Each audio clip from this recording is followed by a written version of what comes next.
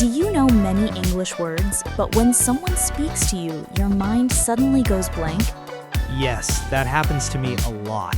Someone says something in English and I understand maybe 60%, but the other 40%? Completely lost. And then panic starts, right? Exactly. I start thinking, oh no, what did they say? Should I ask again? Will this be embarrassing? If that sounds familiar, today's conversation will really help you, because in real life, nobody understands everything all the time. Even native speakers ask people to repeat things.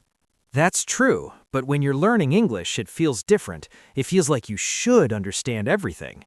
Right, but the secret to confident speaking is not perfect understanding. The secret is knowing what to say when you don't understand. I like that, because usually my problem isn't listening, it's the moment after. I don't know how to respond. Exactly. So today we'll practice simple, natural phrases you can use when you don't understand something. No panic, no stress.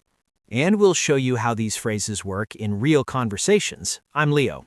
And I'm Anna. If you enjoy learning English through natural conversations like this, make sure to like the video and subscribe to the English Talk channel. All right, Anna, I'm ready, because honestly, this situation happens to me all the time.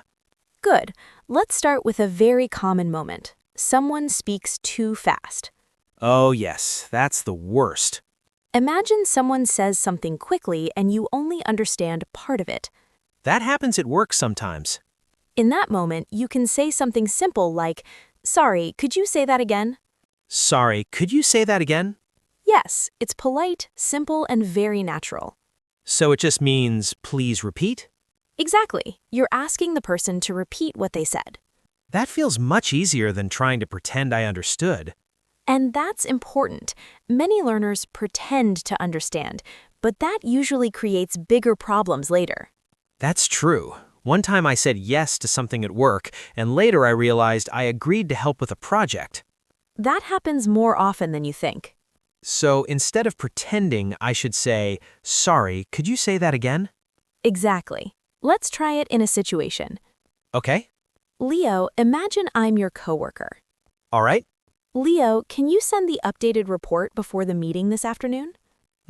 If I didn't understand, I could say, sorry, could you say that again? Perfect. Simple and clear. I like that phrase. It feels safe. Good. Now let's talk about another situation. Sometimes you hear the words, but you don't understand the meaning. Yes, that happens to me a lot. Maybe someone uses a word you've never heard before. Exactly. My mind goes blank. In that moment, you can say, "What does that mean?" What does that mean? Yes, very simple. So if someone uses a word I don't know, I can ask that. Exactly. Let's try it. Okay. Leo, the meeting was postponed. If I don't know postponed, I can say, what does that mean? Perfect. Then the person explains the word. Right. And now you learned a new word naturally. That makes sense. Instead of feeling embarrassed, I'm actually learning. Exactly. But sometimes I understand a little, just not clearly. Good point. That's another common situation. Maybe I understand half of the sentence. Right. In that moment, you can say, "I'm not sure I understand." I'm not sure I understand. Yes, that phrase is very useful. It sounds polite too. Very polite. And it tells the other person you need more explanation. So if someone explains something complicated, I can say, I'm not sure I understand. Exactly. Let's try a small example. All right. Imagine I say, "We'll finalize the plan after we review the proposal." That sounds complicated. Maybe. So I could say, I'm not sure I understand. Perfect. Then I can explain it differently. That feels much better than pretending. Yes, communication becomes clearer. You know, Anna, sometimes I feel nervous in these moments. That's completely normal. My mind goes blank. I know English words, but suddenly I forget everything. Many learners feel that way. It feels like pressure. Here's something important to remember. Asking questions is part of communication. That's true. Confident speakers ask for clarification all the time. I like that idea. It changes how I see the situation. Exactly. Instead of thinking, I failed, think, I'm continuing the conversation. That's a good mindset. Now let's look at another useful phrase. All right. Sometimes the problem is not vocabulary. The problem is speed. Yes, some people speak very fast. In that case, you can say, could you speak a little slower? Could you speak a little slower? Yes, very natural. That's helpful. Let's try it in a situation. Okay. Imagine someone explains directions very quickly. I get lost immediately. You can say, sorry, could you speak a little slower? Sorry, could you speak a little slower? Perfect. That sounds very polite. Yes, most people will slow down right away. That's good to know. Now, let's imagine another situation. This happens often in conversations. What situation? Someone asks you a question, but you didn't hear it clearly. Yes, that happens in noisy places. Exactly. In that moment, you can say, sorry, I didn't catch that. I didn't catch that. Yes, So it means I didn't hear or understand. exactly. Let me try it. Okay? If someone asks me something and I miss it, I can say, sorry, I didn't catch that. Perfect. That sounds very natural. It is. Native speakers use it all the time. You know something interesting? What's that? Before learning these phrases, I would just smile and say yes. That's very common. But later, I realized I had no idea what the person said. Exactly. These phrases help you avoid that problem. I feel more confident already. Good. That's the goal. And if this lesson is helping you, don't forget to like the video and subscribe to the English Talk channel. That really helps more English learners find these conversations. All right, Anna, what's another situation where people don't understand? Sometimes the sentence is long and confusing. Oh, yeah, especially in meetings. In that case, you can ask, could you explain that?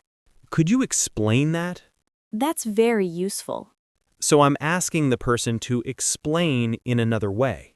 Exactly. Let's try it. All right. You say something complicated. Okay. We need to adjust the schedule to align with the new timeline. Wow, yes, that's complicated. What would you say? Could you explain that? Perfect. Then the person can explain it more simply. Exactly. You know what I like about these phrases? What? They are short. That's right. I don't need a long sentence.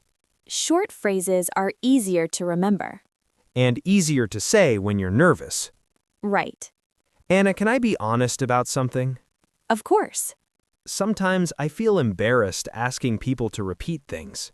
Many learners feel that way. I worry they will think my English is bad. Here's something important. Asking questions actually shows confidence. Really? Yes, it shows you want to understand. That makes sense. And most people appreciate that. That's reassuring. Communication is about understanding each other. Not about being perfect. Exactly. I'm starting to see that now. Good. So today we practiced several phrases. Yes, we did. Like, sorry, could you say that again? Right. And what does that mean? Exactly. Also, I'm not sure I understand. Good one. And could you speak a little slower? Very useful. And I liked, I didn't catch that. Yes, that's a great everyday phrase. And finally, could you explain that? Perfect summary. You know what's interesting? What? All these phrases are simple, Exactly. but they make conversations easier.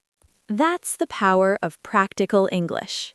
Instead of panicking, you keep the conversation going. Right. I feel much better about these situations now. Good. That means today's lesson worked. Before we finish, I have a question for everyone listening. Go ahead.